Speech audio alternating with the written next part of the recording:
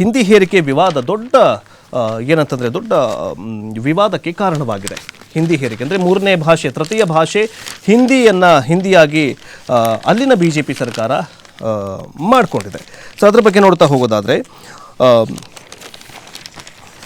ಹಿಂದಿ ಹೇರಿಕೆ ವಿರೋಧ ಕೇಂದ್ರ ಸರ್ಕಾರದ ಜೊತೆ ದಕ್ಷಿಣದ ರಾಜ್ಯಗಳ ಜೊತೆಗೆ, ಅಂದರೆ ಈಗಾಗಲೇ ದಕ್ಷಿಣದ ರಾಜ್ಯಗಳಲ್ಲಿ ಹಿಂದಿ ಹೇರಿಕೆ ವಿರುದ್ಧ ಹಿಂದಿ ಹೇರಿಕೆ ಮಾಡೋದಕ್ಕೆ ಹೊರಟಂತಹ ಕೇಂದ್ರ ಸರ್ಕಾರಕ್ಕೆ ಹಿನ್ನಡೆಗೆ ಆಗ್ತಾ ಇದೆ ದಕ್ಷಿಣ ರಾಜ್ಯಗಳಲ್ಲಿ.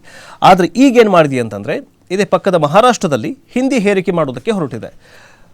ಮೊದಲ ಭಾಷೆ ಮರಾಠಿ, ಎರಡನೇ ಲ್ಯಾಂಗ್ವೇಜ್, ಸೆಕೆಂಡ್ ಲ್ಯಾಂಗ್ವೇಜ್ ಇಂಗ್ಲೀಷ್ ಇತ್ತು, ಮೂರನೇ ಲ್ಯಾಂಗ್ವೇಜ್ ಅಲ್ಲಿ ಸಂಸ್ಕೃತ ಇತ್ತು.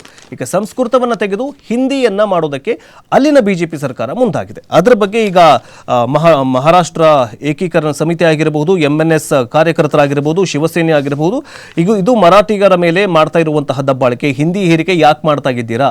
ಮೊದಲಿನಿಂದಲೂ ಸಂಸ್ಕೃತ ಭಾಷೆಯನ್ನು ಕೊಡ್ತಾ ಇದ್ವಿ, ಈಗ ಸಂಸ್ಕೃತ ಭಾಷೆಯನ್ನು ತೆಗೆದು ಹಿಂದಿ ಹೇರಿಕೆ ಮಾಡ್ತಾ ಇದ್ದಾರೆ ಅಂತ ದೊಡ್ಡ ಪ್ರೊಟೆಸ್ಟ್ ನಡೀತಾ ಇದೆ. ಅಲ್ಲಿನ BJP ಸರ್ಕಾರದ ವಿರುದ್ಧ ವಿಪಕ್ಷಗಳು ಆಕ್ರೋಶವನ್ನು ವ್ಯಕ್ತಪಡಿಸ್ತಾ ಇದ್ದಾರೆ. ಹಿಂದಿ ಹೇರಿಕೆ ಅಂದರೆ ಮಹಾರಾಷ್ಟ್ರ ಸರ್ಕಾರ 1ರಿಂದ 5ನೇ ತರಗತಿಯ ಮಕ್ಕಳಿಗೆ 3ನೇ ಭಾಷೆಯಾಗಿ ಹಿಂದಿ ಕಲಿಕೆಯನ್ನು ಕಡ್ಡಾಯಗೊಳಿಸಿ ಆದೇಶ ಹೊರಡಿಸಿರುವುದು ವಿವಾದಕ್ಕೆ ಕಾರಣವಾಗಿದೆ. ಇದಕ್ಕೆ ಪ್ರತಿಪಕ್ಷಗಳು ಕಿಡಿಕಾರಿದ್ರೆ ಸರ್ಕಾರ ಸಮರ್ಥಿಸಿಕೊಂಡಿದೆ. ಹಿಂದಿ ಕಲಿಕೆಯ ರಾಷ್ಟ್ರೀಯ ಶಿಕ್ಷಣ ನೀತಿ 2020ರ ಜಾರಿಯ ಭಾಗವಾಗಿದೆ.